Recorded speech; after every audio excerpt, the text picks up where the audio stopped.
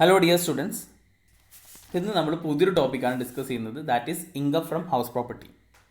Income from salary എന്ന head നമ്മൾ 10 പാർട്ടായിട്ട് വീഡിയോ അപ്ലോഡ് ചെയ്തിട്ടുണ്ട്.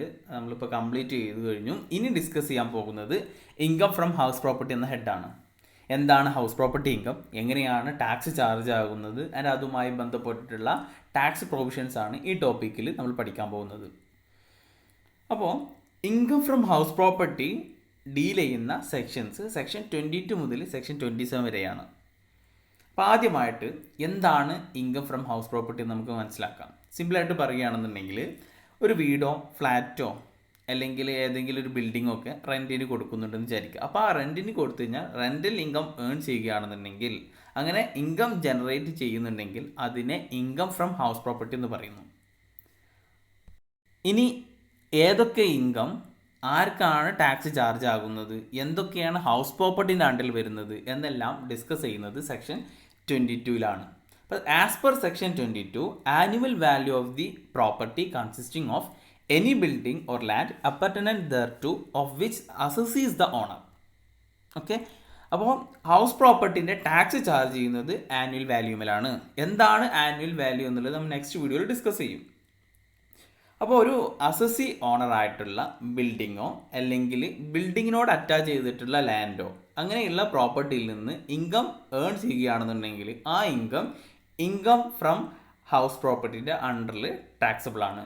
പക്ഷേ ആ പ്രോപ്പർട്ടി അസസിയുടെ സ്വന്തം ബിസിനസ്സിന് വേണ്ടിയിട്ടോ അല്ലെങ്കിൽ പ്രൊഫഷന് വേണ്ടിയിട്ടോ ഉപയോഗിക്കാൻ പാടില്ല എന്നുള്ളതാണ്. ഓക്കെ, അപ്പോൾ ഇവിടെ ചാർജബിലിറ്റി സെക്ഷനെ 3 കാറ്റഗറൈസ് ചെയ്യാണ്, 3 കണ്ടീഷൻസ് പോലെ. ഫസ്റ്റ് വൺ, ഒരു പ്രോപ്പർട്ടി ആയിരിക്കണം. There must be a property consisting of any building or land appurtenant thereto. ആ പ്രോപ്പർട്ടീൻ്റെ ഓണർ അസസി ആയിരിക്കണം. Assessee is the owner. അപ്പോൾ അതിൽ ഇൻക്ലൂഡിങ് ഡീംഡ് ഓണർ, ഡീംഡ് ഓണറും ഓണറായിട്ട് തന്നെ കരുതപ്പെടും. ഓക്കെ, പക്ഷേ ഈ പ്രോപ്പർട്ടി അസസിയുടെ സ്വന്തം ബിസിനസ്സിന് വേണ്ടിയിട്ടോ അല്ലെങ്കിൽ പ്രൊഫഷന് വേണ്ടിയിട്ട് ഉപയോഗിക്കാൻ പാടില്ല. അപ്പോൾ ഇതാണ് 3 കണ്ടീഷൻസ്. ഓക്കെ, അപ്പോൾ ഈ ഓരോ കണ്ടീഷൻസും നമ്മൾ ഡീറ്റെയിൽ ആയിട്ട് ഡിസ്കസ് ചെയ്യാം. First one, condition 1, there must be building or land appurtenant thereto. ബിൽഡിങ്ങോ അല്ലെങ്കിൽ ബിൽഡിങ്ങിൻ്റെ കൂടെ അറ്റാച്ച് ചെയ്തിട്ടുള്ള ലാൻഡോ ആയിരിക്കണം. അപ്പോൾ ഇൻകം ടാക്സ് ആക്ട് 1961 എന്താണ് ഹൗസ് പ്രോപ്പർട്ടി എന്നുള്ളതിന് ഒരു മീനിങ് ഒന്നും കൊടുക്കുന്നില്ല. എന്നാലും ജുഡീഷ്യൽ പോയിന്റ് ഓഫ് വ്യൂവിൽ എന്താണ് ഹൗസ് പ്രോപ്പർട്ടി എന്ന് പറയുന്നുണ്ട്. ഹൗസ് പ്രോപ്പർട്ടി എന്ന് പറഞ്ഞു കഴിഞ്ഞാൽ any land surrounded by wall having roof or not. ഇപ്പോൾ ഏതെങ്കിലും ഒരു ലാൻഡ്, ആ ലാൻഡ് ചുറ്റുഭാഗവും ഭിത്തിയാൽ ചുറ്റപ്പെട്ടിട്ടുള്ള ഒരു ലാൻഡ്, അതിന് റൂഫ് ഉണ്ടായാലും ഇല്ലെങ്കിലും, and any land appurtenant to building. ഇപ്പോൾ ബിൽഡിങ്ങിനോട് അറ്റാച്ച് ചെയ്തിട്ടുള്ള ലാൻഡ് ആയാലും അതും ഹൗസ് പ്രോപ്പർട്ടിൻ്റെ അണ്ടറിൽ വരുന്നതാണ്. ഫോർ എക്സാമ്പിൾ, മിസ്റ്റർ എ ഒരു ബിൽഡിംഗ് ഓണറാണ്. മിസ്റ്റർ എക്ക് 2 ഹൗസ് ഉണ്ട്, house property 1, house property 2. Okay, അപ്പോൾ ഹൗസ് 1 മിസ്റ്റർ എക്സിന് ലെറ്റ് ഔട്ടിന് കൊടുത്തിട്ടുണ്ട്, ഹൗസ് 2 മിസ്റ്റർ വൈക്കും ലെറ്റ് ഔട്ടിന് കൊടുത്തിട്ടുണ്ട്. ഓക്കെ, ഇപ്പോൾ മിസ്റ്റർ ഈ എക്സിന് ലെറ്റ് ഔട്ടിന് കൊടുത്ത ഈ ഹൗസ്, ഇതിൽ ഈ ബിൽഡിങ് മാത്രമേ ഉള്ളൂ, ഹൗസ് മാത്രമേ ഉള്ളൂ. 5000 രൂപക്കാണ് മാസം റെൻറ്റ് മേടിക്കുന്നത്. ഓക്കെ, അങ്ങനെയാണെന്നുണ്ടെങ്കിൽ ഇൻകം ഫ്രം ഹൗസ് പ്രോപ്പർട്ടിൻ്റെ അണ്ടറിൽ 5000 വരും. ഇനി മിസ്റ്റർ വൈക്ക് ഹൗസ് പ്രോപ്പർട്ടി 2 ലെറ്റ് ഔട്ടിന് കൊടുത്തിട്ടുള്ളത് ഇപ്പോൾ ഒരു ബിൽഡിംഗ് ആണ്. ഓക്കെ, ബിൽഡിംഗ് ആണ്, സെയിം ഫെസിലിറ്റി പ്രൊവൈഡ് ചെയ്യുന്ന ബിൽഡിംഗ് തന്നെയാണ്, സെയിം അതേപോലത്തെ ഒരു ബിൽഡിംഗ് തന്നെയാണ്. പക്ഷേ അതിൻ്റെ കൂടെ ഒരു ലാൻഡ്, ഒരു ഗാർഡനും കൂടി അറ്റാച്ച് ചെയ്ത് കൊടുത്തിട്ടുണ്ട്. ഇതിന് വീടിന് 5000 രൂപ റെൻറ്റും ഈ ഗാർഡൻ അറ്റാച്ച് ചെയ്തിട്ടുള്ള ഫെസിലിറ്റി കൊണ്ട് 1000 രൂപ റെൻറ്റും മേടിക്കുന്നുണ്ട്. അങ്ങനെ ടോട്ടൽ 6000 മേടിക്കുന്നുണ്ട്. അങ്ങനെയാണെന്നുണ്ടെങ്കിൽ ഇവിടെ ഇൻകം ഫ്രം ഹൗസ് പ്രോപ്പർട്ടിൻ്റെ അണ്ടറിൽ ഹൗസിന് 2ന് 6000 രൂപ ഈ ഇൻകം ഫ്രം ഹൗസ് പ്രോപ്പർട്ടിൻ്റെ അണ്ടറിൽ വരും. ഓക്കെ, അപ്പോൾ ഇവിടെ ബിൽഡിംഗ് ആണെന്നുണ്ടെങ്കിലും ലാൻഡ് അപ്പാർട്ട്മെൻറ്റ് ടു ബിൽഡിംഗ് ആണെന്നുണ്ടെങ്കിലും അതും രണ്ടും ഇൻകം ഫ്രം ഹൗസ് പ്രോപ്പർട്ടിൻ്റെ അണ്ടറിൽ ചാർജബിൾ ആണ്. ഓക്കെ, ഇനി മിസ്റ്റർ എക്സിന് ഒരു കാറ് വാങ്ങി, മിസ്റ്റർ എക്സ് ഒരു കാറ് വാങ്ങിയെന്ന് വിചാരിക്കാം. അപ്പോൾ കാറ് പാർക്ക് ചെയ്യാനൊരു പ്ലോട്ടില്ല. അപ്പോൾ ഹൗസ് ഓണറിൻ്റെ പ്രോപ്പർട്ടി ഒരു പ്ലോട്ട് അപ്പുറത്ത് കിടക്കുന്നുണ്ട്. സ്ഥലവും ഇല്ലാത്തത് കൊണ്ട് റോഡിൻ്റെ ഒരു മറ്റു ഭാഗത്ത് ഒരു പ്ലോട്ട് കിടക്കുന്നുണ്ട്. അവിടെ ഓണർ പറഞ്ഞു നിങ്ങൾക്ക് വേണമെന്നുണ്ടെങ്കിൽ അവിടെ പാർക്ക് ചെയ്യാം, പക്ഷെ പാർക്ക് ചെയ്യണതിന് ഒരു 1000 രൂപ പെർ മന്ത് റെൻറ്റ് തരണം ഈ കാറ് പാർക്ക് ചെയ്യാനുള്ള ഈ പ്ലോട്ടിന്. ഓക്കെ, അങ്ങനെയാണെന്നുണ്ടെങ്കിൽ ഇവിടെ 5000 രൂപ ബിൽഡിങ്ങിനും 1000 രൂപ കാർ പാർക്കിങ്ങിനും വേണ്ടി റെൻറ്റിന് കൊടുക്കുന്നു. പക്ഷേ ഈ കാർ പാർക്കിംഗ് ഏരിയ ആ ബിൽഡിങ്ങിനോട് അറ്റാച്ച് ചെയ്തിട്ടുള്ളതല്ല. അങ്ങനെയാണെന്നുണ്ടെങ്കിൽ ഈ 5000 ഇൻകം ഫ്രം ഹൗസ് പ്രോപ്പർട്ടിയിലും ഈ 1000 എന്നുള്ളത് ഇൻകം ഫ്രം അതർ സോഴ്സസിലുമാണ് പെടുന്നത്. ഓക്കെ, അപ്പം ഹൗസ് പ്രോപ്പർട്ടിയിൽ വരുന്നുണ്ടെങ്കിൽ ബിൽഡിങ്ങോ അല്ലെങ്കിൽ ബിൽഡിങ്ങിനോട് അറ്റാച്ച് ചെയ്തിട്ടുള്ള ലാൻഡോ അങ്ങനെയുള്ള പ്രോപ്പർട്ടിയിൽ നിന്നുള്ള റെൻ്റൽ ഇൻകമാണ് ഹൗസ് പ്രോപ്പർട്ടിൻ്റെ അണ്ടറിൽ വരുന്നത്. ക്ലിയർ? അപ്പോൾ ഇവിടെ പറഞ്ഞു വന്നത് വാക്കൻ്റ് ആയിട്ടുള്ള ഒരു പ്ലോട്ട് അല്ലെങ്കിൽ ഒരു ലാൻഡ് ആണെന്നുണ്ടെങ്കിൽ അതിന് റെൻറ്റ് കിട്ടുകയാണെന്നുണ്ടെങ്കിൽ അത് ഇൻകം ഫ്രം ഹൗസ് പ്രോപ്പർട്ടിൻ്റെ അണ്ടറിൽ വരില്ല. ഇപ്പോൾ ഒരു വാക്കൻ്റ് ആയി കിടക്കുന്ന ഒരു ലാൻഡ് ഉണ്ട്. ആ ലാൻഡിൽ ഇപ്പോൾ ഒരു മൊബൈൽ ടവർ വെക്കാൻ വേണ്ടിയിട്ട് ഒരു പ്ലോട്ട് അതിൽ മൊബൈൽ ടവർ വെക്കാൻ വേണ്ടിയിട്ട് കൊടുത്തു അല്ലേ. അപ്പോൾ ടെലികോം കമ്പനി ടവർ വെച്ചു. അതിന് ഒരു 3000 പെർ മന്ത് റെൻറ്റും എന്ത് ചെയ്യുന്നുണ്ട് ഈ പ്ലോട്ടിൻ്റെ ഓണർക്ക്, ഈ ലാൻഡിൻ്റെ ഓണർക്ക് എന്ത് ചെയ്യുന്നുണ്ട് മന്ത്ലി റെൻറ്റ് ലിങ്കായിട്ട് കിട്ടുന്നുണ്ട്. ഓക്കെ, അപ്പോൾ ഈ ഇൻകം ഫ്രം ഹൗസ് പ്രോപ്പർട്ടിൻ്റെ അണ്ടറിൽ ചാർജബിൾ ആകില്ല, ഇൻകം ഫ്രം അതർ സോഴ്സിൻ്റെ അണ്ടറിലാണ് ചാർജബിൾ ആവുന്നത്. കാരണം ഇവിടെ ബിൽഡിങ് ഇല്ല. ഓക്കെ, അപ്പോൾ ലാൻഡ് മാത്രമേ ഉള്ളൂ. എന്ന് വെച്ചാൽ ഒരു അത് ഇൻകം ഫ്രം ഹൗസ് പ്രോപ്പർട്ടിൻ്റെ അണ്ടറിൽ വരണമെന്നുണ്ടെങ്കിൽ ബിൽഡിങ് അത്യാവശ്യമാണ്. ബിൽഡിങ്ങോ അല്ലെങ്കിൽ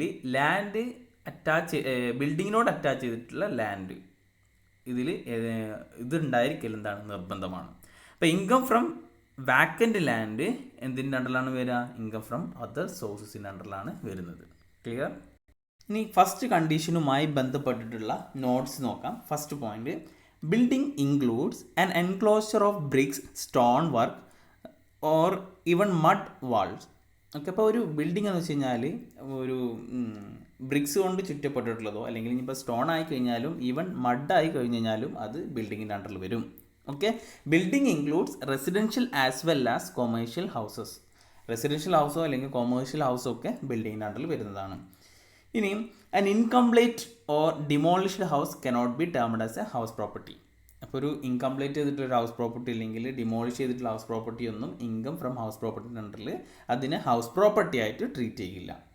okay, then next one, third point, vacant land is not a house property. നമ്മൾ നേരത്തെ പറഞ്ഞിട്ടുള്ള എക്സാമ്പിളാണ്. വാക്കൻ്റ് ലാൻഡ് എന്തല്ല, ഹൗസ് പ്രോപ്പർട്ടി അല്ല. അപ്പോൾ ഒരു ഇൻകം ഹൗസ് പ്രോപ്പർട്ടിൻ്റെ അണ്ടർ വരണമെന്നുണ്ടെന്നുണ്ടെങ്കിൽ അതൊന്നിരിക്കെ അത് അവിടെ എന്ത് വേണം? ഒരു ബിൽഡിങ് വേണം, അല്ലെങ്കിൽ ബിൽഡിങ്ങിനോട് അറ്റാച്ച് ചെയ്തിട്ടുള്ള ലാൻഡ് വേണം. അപ്പോൾ വാക്കൻ്റ് ലാൻഡ് എന്താവില്ല? ഹൗസ് പ്രോപ്പർട്ടി ആവില്ല. Hence, income from letting of vacant land is not taxable under this head, but taxed as a business income or income from other sources. Clear? Then third one, roof is not necessary for non-residential house property. അപ്പോൾ non-residential house property ആണെന്നുണ്ടെങ്കിൽ roof നിർബന്ധമില്ല. അപ്പോൾ residential house property ആണെന്നുണ്ടെങ്കിൽ അവിടെ roof നിർബന്ധമാണ്. Non residential house property ആണെന്നുണ്ടെങ്കിൽ roof നിർബന്ധമില്ല. അപ്പോൾ ഫോർ എക്സാമ്പിൾ പറയുകയാണെന്നുണ്ടെങ്കിൽ ലാർജ് സ്റ്റേഡിയം അല്ലെങ്കിൽ ഓപ്പൺ എയർ സ്വിമ്മിംഗ് പൂള്, അതിന് എന്തുണ്ടാവില്ല? റൂഫ് ഉണ്ടാവില്ല. പക്ഷേ അത് ഹൗസ് പ്രോപ്പർട്ടി ആയിട്ട് ട്രീറ്റ് ചെയ്യും. The next point, it should be A permanent structure. അതിനൊരു പെർമനൻറ്റ് സ്ട്രക്ചർ വേണം. And building consist of several flats, then each flat is considered as A separate house property. ഇപ്പോൾ ഒരു building ഉണ്ട്, അതിൽ separate ഫ്ലാറ്റുകളുണ്ട് വിചാരിക്കാം അല്ലേ. അപ്പോൾ നമ്മൾ ഫ്ലാറ്റൊക്കെ ഉണ്ടാവില്ല, വലിയ വലിയ ഫ്ലാറ്റുകളൊക്കെ. അപ്പോൾ അവിടെ ഓരോ ഫ്ലാറ്റും ഓരോ ഹൗസ് പ്രോപ്പർട്ടി ആയിട്ടാണ് ട്രീറ്റ് ചെയ്യുന്നത്. ഇനി ലാൻഡ് ആൻഡ് അപ്പാർട്ട്മെൻറ്റ് ബിൽഡിങ്ങിൽ ഇൻക്ലൂഡ് ചെയ്യുന്നത് കാർ പാർക്കിംഗ് ഏരിയ, അതേപോലെ approach road, back yard, court yard etcetera. ഇതൊക്കെ ഒരു ബിൽഡിങ്ങിനോട് അറ്റാച്ച്ഡ് ആണെന്നുണ്ടെങ്കിൽ അതിനെ ലാൻഡ് അപ്പാർട്ട്മെൻറ്റ് ബിൽഡിങ്ങിൽ ഉൾപ്പെടുത്തും. ക്ലിയർ? ഇനി സെക്കൻഡ് കണ്ടീഷൻ, അത് പറയുന്നത് owner of the house property. Annual value of a property is assessed to tax only in the hand of the owner, even if he is not in receipt of any income. അപ്പോൾ income from house property charge ചെയ്യുന്നത് ഓണറിൻ്റെ കയ്യിൽ നിന്നാണ്. അപ്പോൾ assessee ആരായിരിക്കണം? Owner ആയിരിക്കണം. ഈ owner എന്ന് പറഞ്ഞു കഴിഞ്ഞാൽ അതിൽ ഡീംഡ് ഓണറും ബെനിഫിഷ്യൽ ഓണറൊക്കെ ഇൻക്ലൂഡഡ് ആണ്. ഇനി ഈ ഓണർക്ക് എല്ലാ ഇൻകം കിട്ടുന്നതെങ്കിൽ പോലും ആരാണോ ഓണർ അയാൾക്കാണ് ഇൻകം ഫ്രം ഹൗസ് പ്രോപ്പർട്ടി എന്നുള്ളതിൻ്റെ ടാക്സ് ചാർജബിൾ ആകുന്നത്. അപ്പോൾ അതിൽ നിന്ന് ഒരു പോയിന്റ് പറയാനുള്ളത്, income from subletting is not taxable under this head but under the head income from other sources. അപ്പോൾ income from subletting income from house പ്രോപ്പർട്ടിൻ്റെ അണ്ടറിൽ ചാർജബിൾ ആകില്ല. അത് ഇൻകം ഫ്രം അതർ സോഴ്സിൻ്റെ അണ്ടറിലാണ് ചാർജബിൾ ആകുള്ളൂ. അപ്പോൾ എന്താണ് ഇൻകം ഫ്രം സബ്ലെറ്റിംഗ് എന്നുള്ളത് നമുക്ക് മനസ്സിലാക്കാം. അപ്പോൾ ഇവിടെ മിസ്റ്റർ എക്ക് ഒരു ഹൗസ് പ്രോപ്പർട്ടി ഉണ്ട്. ആ ഹൗസ് ലെറ്റ് ഔട്ടിന് കൊടുത്തു. ആർക്ക്? മിസ്റ്റർ എക്സിന് ലെറ്റ് ഔട്ടിന് കൊടുത്തു. ലെറ്റ് ഔട്ടിന് കൊടുത്തുള്ളത് 5,000 പെർ മന്തിലാണ്. ഓക്കെ, ഈ മിസ്റ്റർ എക്സ് മിസ്റ്റർ വൈക്ക് ലെറ്റ് ഔട്ടിന് കൊടുത്തു. പിന്നെ അത് മിസ്റ്റർ വൈക്ക് ലെറ്റ് ഔട്ട് കൊടുത്തു. ലെറ്റ് ഔട്ടിന് കൊടുത്തത് 7,000-നാണെന്ന് വിചാരിക്കാം. ഓക്കെ, അപ്പോൾ മിസ്റ്റർ എക്സിന് ലെറ്റ് ഔട്ടിന് കൊടുത്തെങ്കിൽ അത് ഇൻകം ഫ്രം ഹൗസ് പ്രോപ്പർട്ടിൻ്റെ അണ്ടറിലാണ് വരുന്നത്. ഇവിടെ മിസ്റ്റർ എക്സ് മിസ്റ്റർ വൈക്ക് കൊടുത്തിട്ടുള്ളത് സബ്ലെറ്റിംഗ് ആണ്. അത് അതർ സോഴ്സിൻ്റെ അണ്ടറിലാണ് ഉൾപ്പെടുത്തുന്നത്. കാരണം ഇവിടെ മിസ്റ്റർ എ എന്നുള്ളത് ഓണറാണ്.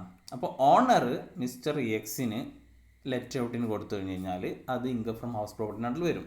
പക്ഷേ മിസ്റ്റർ എക്സ് മിസ്റ്റർ വൈക്ക് കൊടുക്കുമ്പോൾ അത് മിസ്റ്റർ എക്സ് എന്തല്ല അവിടെ ഓണറല്ല. ഓക്കെ, അപ്പോൾ അത് ഓണർ അല്ലാത്തത് കൊണ്ട് അത് ഇൻകം ഫ്രം അതർ സോഴ്സിൻ്റെ അണ്ടറിലാണ് വരുന്നത്. അപ്പോൾ ഇവിടെ ഒരു പോയിന്റ് പറഞ്ഞത് എന്ന് വെച്ചാൽ income from house property charge ചെയ്യുന്നത് അത് ചാർജബിൾ ആകുന്നത് ഓണർക്കാണ്. അസസി ആരായിരിക്കണം? ഓണറായിരിക്കണം. ഓക്കെ, അപ്പോൾ ഇവിടെ മിസ്റ്റർ എക്സ് എന്നുള്ള അസസി അവിടെ ഓണറല്ല. അപ്പോൾ അതുകൊണ്ട് മിസ്റ്റർ എക്സിനെ സംബന്ധിച്ചിടത്തോളം ആ മിസ്റ്റർ വൈയിൽ നിന്ന് കിട്ടുന്ന റെൻ്റൽ ഇൻകം ഫ്രം അതർ സോഴ്സിലാണ് പെടുന്നത്. ക്ലിയർ? ഇനി അതുമായി ബന്ധപ്പെട്ടുള്ള പോയിന്റ് നോക്കാം. Owner include legal owner, beneficial owner, ഒരു ഡീംഡ് ഓണർ. അപ്പം നമ്മൾ പറഞ്ഞു income from house property chargeable ആകുന്നത് ആർക്കാണ്? ഓണർക്കാണ്. ഓണർ എന്ന് പറഞ്ഞു കഴിഞ്ഞാൽ അതിൽ ലീഗൽ ഓണർ പെടും, ബെനിഫിഷ്യൽ ഓണർ പെടും, അതുപോലെ ഡീംഡ് ഓണറും പെടും. First one, legal owner. ആരാണ് legal owner? Legal owner means a person who has the legal title of the property as per the transfer of property act or registration act. Registration act പ്രകാരമോ അല്ലെങ്കിൽ transfer of property act പ്രകാരമോ അതിൻ്റെ title ആരെ പേരിലാണോ ആ property ഉള്ളത് അയാളെ legal owner എന്ന് വിളിക്കുന്നു. Next one, beneficial owner. ഒരു ഓണർ എൻജോയ് ചെയ്യുന്ന എല്ലാ ഫെസിലിറ്റിയും ഒരു അസസി എൻജോയ് ചെയ്യുകയാണെന്നുണ്ടെങ്കിൽ അതിനെയാണ് ബെനിഫിഷ്യൽ ഓണർ എന്ന് പറയുന്നത്. If the assessee is enjoying the property as a owner to full extent to he will be treated as a beneficial owner of such property and will be charged under the head income from house property. Okay, next one, deemed owner. അപ്പോൾ എന്താണ് deemed owner എന്നുള്ളത് നമുക്ക് ഒരുപാട് categories വരുന്നുണ്ട്. Deemed owner എന്ന് പറഞ്ഞാൽ ഇതൊക്കെ deemed owner ആയിട്ടുള്ള പറഞ്ഞിട്ടുള്ള പോയിന്റുകളാണ്. അപ്പോൾ ഓരോന്നായിട്ട് നമുക്ക് ഡിസ്കസ് ചെയ്യാം. First one, in the following cases a person shall be treated as a deemed owner of the property and liable to tax. ശരിക്കുള്ള ഓണർ അല്ല എങ്കിലും എന്ത് ചെയ്യും? നമ്മൾ ഓണറായിട്ട് ട്രീറ്റ് ചെയ്യും. First one, transfer to spouse or minor child. ഒരു house property അസസിൻ്റെ സ്പൗസിനോ അല്ലെങ്കിൽ മൈനർ ചൈൽഡിനോ ട്രാൻസ്ഫർ ചെയ്യണം. എങ്ങനെ ട്രാൻസ്ഫർ ചെയ്യുന്നത്? Without adequate consideration. Okay, for example ഒരു ഹൗസ് പ്രോപ്പർട്ടി ഉണ്ട്. ആ ഹൗസ് പ്രോപ്പർട്ടീൻ്റെ വാല്യൂ 10 lakh ആണ്. 10 lakhൻ്റെ ഹൗസ് പ്രോപ്പർട്ടി ഭാര്യയ്ക്ക് അസസിയുടെ വൈഫിന് ട്രാൻസ്ഫർ ചെയ്യുന്നത് ഒരു 1 lakhനാണെന്ന് വിചാരിക്കുക. അതിനാണ് വിത്തൗട്ട് ആഡ്വക്കേറ്റ് കൺസിഡറേഷൻ എന്ന് പറയുന്നത്. എന്ന് വെച്ചാൽ ശരിക്കുള്ള എമൗണ്ടിനേക്കാൾ വളരെ കുറച്ചുള്ള എമൗണ്ടാണ് അല്ലേ. അപ്പോൾ അതിനെയാണ് വിത്തൗട്ട് ആഡ്വക്കേറ്റ് കൺസിഡറേഷൻ. അങ്ങനെ വിത്തൗട്ട് ആഡ്വക്കേറ്റ് കൺസിഡറേഷനിലൂടെ ഒരു ഹൗസ് പ്രോപ്പർട്ടി സ്പൗസിനോ അല്ലെങ്കിൽ മൈനർ ചൈൽഡിനോ ട്രാൻസ്ഫർ ചെയ്ത് കഴിഞ്ഞ് കഴിഞ്ഞാൽ അത് മൈനർ ചൈൽഡ് ആരാവാൻ പാടില്ല? മാരീഡ് ഡോട്ടർ ആവാൻ പാടില്ല. ഓക്കെ, അപ്പോൾ മാരീഡ് ഡോട്ടർ അല്ലാത്ത മൈനർ ചൈൽഡിനോ അല്ലെങ്കിൽ സ്പൗസിനോ ഒരു ഹൗസ് പ്രോപ്പർട്ടി ട്രാൻസ്ഫർ ചെയ്ത് കഴിഞ്ഞാൽ ആരാണോ ട്രാൻസ്ഫർ ചെയ്ത ആൾ അയാൾ ഡീംഡ് ഓണറായിട്ട് ട്രീറ്റ് ചെയ്യും. അപ്പോൾ ഇവിടെ മിസ്റ്റർ എക്സിൻ്റെ ഒരു ഹൗസ് പ്രോപ്പർട്ടിയാണ്. ഓക്കെ, മിസ്റ്റർ എക്സിൻ്റെ ഹൗസ് പ്രോപ്പർട്ടി മിസ്സിസ് എക്സിന് ട്രാൻസ്ഫർ ചെയ്യുന്നത് എത്രയാണ്? ഒരു 1 lakh ആണ്. ഓക്കെ, ശരിക്കും അതിൻ്റെ വാല്യൂ 10 lakh ഉണ്ട്. വിത്തൗട്ട് ആഡിക്വേറ്റ് കൺസിഡറേഷനിലൂടെയാണ് ട്രാൻസ്ഫർ ചെയ്യുന്നത്. ദാറ്റ് ഈസ് 1 lakh ട്രാൻസ്ഫർ ചെയ്യുന്നത്. അങ്ങനെയാണെന്നുണ്ടെങ്കിൽ ഇതിൻ്റെ ശരിക്കുള്ള ഓണർ ഇപ്പോൾ ആരായി? അതിൻ്റെ ലീഗൽ ഓണർ മിസ്സിസ് എക്സ് ആണ്. പക്ഷേ ഇത് ഡീംഡ് ഓണറായിട്ട് മിസ്റ്റർ എക്സിന് തന്നെയാണ് ട്രീറ്റ് ചെയ്യുക. അപ്പോൾ അതിൽ നിന്ന് കിട്ടുന്ന ഇൻകം മിസ്റ്റർ എക്സിനാണ് ചാർജബിൾ ആകുന്നത്. ഓക്കെ, ദെൻ നെക്സ്റ്റ് പറയുന്നത് the holder of impartible estate. Okay, എന്താണ് ഇംപാർട്ടിബിൾ എസ്റ്റേറ്റ് എന്നുള്ളത് നമുക്ക് നോക്കാം. ഇപ്പോൾ മിസ്റ്റർ എ, ഓക്കെ, മിസ്റ്റർ എക്ക് 2 മക്കളാണ്. ഓക്കെ, സൺ 1ഉം സൺ 2. ഇപ്പോൾ 2 മക്കളാണ് മിസ്റ്റർ എക്കുള്ളത്. മിസ്റ്റർ എക്ക് ഒരു 80 years ഓൾഡ് ഉണ്ട്. അപ്പോൾ മിസ്റ്റർ എക്ക് ഒരു ഹൗസ് പ്രോപ്പർട്ടി ഉണ്ടെന്ന് വിചാരിക്കുക. വയസ്സായിട്ടുള്ള ഒരാളാണ് മിസ്റ്റർ എ. അപ്പോൾ അദ്ദേഹം മരണപ്പെട്ട് കഴിഞ്ഞ് കഴിഞ്ഞാൽ അദ്ദേഹത്തിൻ്റെ ഈ ഹൗസ് പ്രോപ്പർട്ടി അത് 2 മക്കൾക്കും കൂടിയിട്ടുള്ളതാകും. ഓക്കെ, അപ്പോൾ ഇത് മിസ്റ്റർ എ മരണപ്പെട്ട് കഴിഞ്ഞ് കഴിഞ്ഞാൽ ആ പ്രോപ്പർട്ടി മിസ്റ്റർ എൻ്റെ ആ ഹൗസ് പ്രോപ്പർട്ടി സണ്ണ് 1നും സണ്ണ് 2നുള്ളതായിട്ട് മാറും. അപ്പോൾ ഇവിടെ ശരിക്കുള്ള പ്രോപ്പർട്ടി മിസ്റ്റർ എൻ്റെ പേരിലാണെന്നുണ്ടെങ്കിലും മരണശേഷം ആ പ്രോപ്പർട്ടി ആരുടേതായിട്ട് മാറുന്നു? 2 മക്കൾക്കും കൂടിയിട്ടുള്ളതാണ് ആയിട്ട് മാറുന്നു അല്ലേ. അപ്പോൾ ഇവിടെ ഈ 2 മക്കളെയും ഡീംഡ് ഓണറായിട്ട് ട്രീറ്റ് ചെയ്യുന്നു. ക്ലിയർ? അതാണ് ഇംപാർട്ടിബിൾ എസ്റ്റേറ്റ് എന്ന് പറയുന്നത്. Next one, property held by a member of a company, society or any other association. House building scheme പ്രകാരം ഒരു കമ്പനിയിലെ മെമ്പറിന് ഒരു ഹൗസ് ട്രാൻസ്ഫർ ചെയ്യുകയോ അല്ലെങ്കിൽ ലീസ് ചെയ്തിട്ട് കൊടുത്തിട്ടുണ്ടെങ്കിൽ അവിടെ ആർക്കാണോ ട്രാൻസ്ഫർ ചെയ്യുന്നത് അയാളെ ഓണറായിട്ട് ട്രീറ്റ് ചെയ്യും. ഫോർ എക്സാമ്പിൾ, ഒരു ABC കമ്പനിയാണ്. ഓക്കെ, അതിൻ്റെ ഒരു ഹൗസ് പ്രോപ്പർട്ടി ഉണ്ട്. ആ ഹൗസ് പ്രോപ്പർട്ടി ആ കമ്പനിയിലെ മെമ്പറായിട്ടുള്ള മിസ്റ്റർ എക്ക് ട്രാൻസ്ഫർ ചെയ്യുന്നു. ഓക്കെ, അപ്പോൾ ഇവിടെ മിസ്റ്റർ എക്ക് ട്രാൻസ്ഫർ ചെയ്യുന്നത് ഏത് സ്കീം പ്രകാരമാണ്?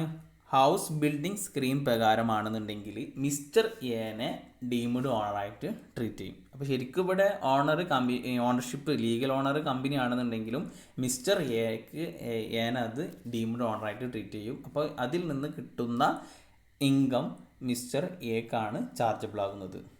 Okay, the next point, person who acquired property under section 53A of Transfer of Property Act.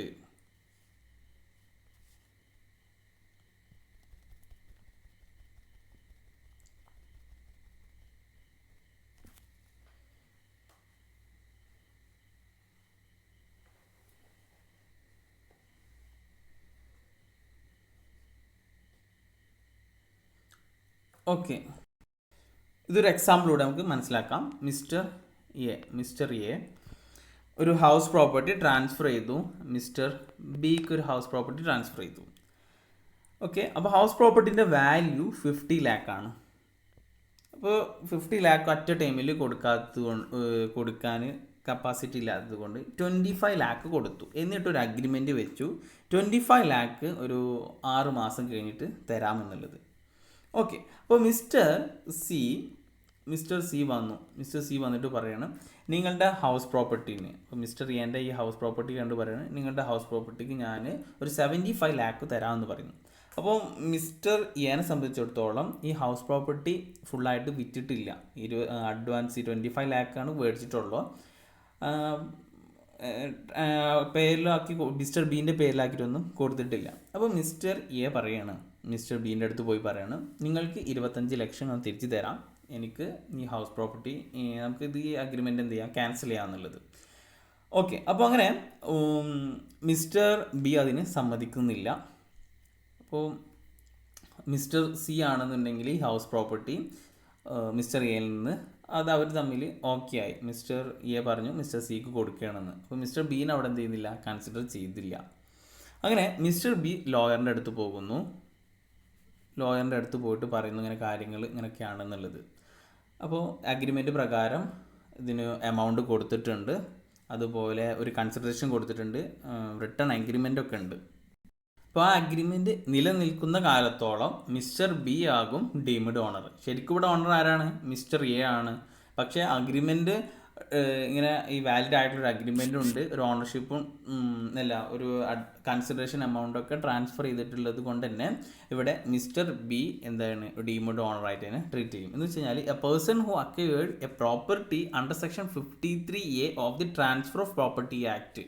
അപ്പോൾ ട്രാൻസ്ഫർ ഓഫ് പ്രോപ്പർട്ടി ആക്ട് ലാണ് ഇത് പറയുന്നത്, ഈ സെക്ഷൻ 53A ഇത് പറയുന്നത്. അപ്പോൾ അത് പ്രകാരം ആണെന്നുണ്ടെങ്കിൽ ആ ആർക്കാണോ എന്നുള്ളത് അവിടെ ഇപ്പോൾ ഈ എക്സാമ്പിളിൻ്റെ കേസിൽ മിസ്റ്റർ ബീൻ എന്തായിട്ട് ട്രീറ്റ് ചെയ്യും? ഡീംഡ് ഓണറായിട്ട് ട്രീറ്റ് ചെയ്യും. The last point lease of building.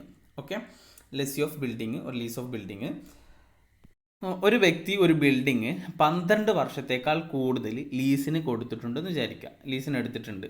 ആ വ്യക്തി എന്ത് ചെയ്യും? ഡീംഡ് ഓണറായിട്ട് ട്രീറ്റ് ചെയ്യും. ഫോർ എക്സാമ്പിൾ, ഇപ്പോൾ ഒരു മിസ്റ്റർ എ അല്ലേ,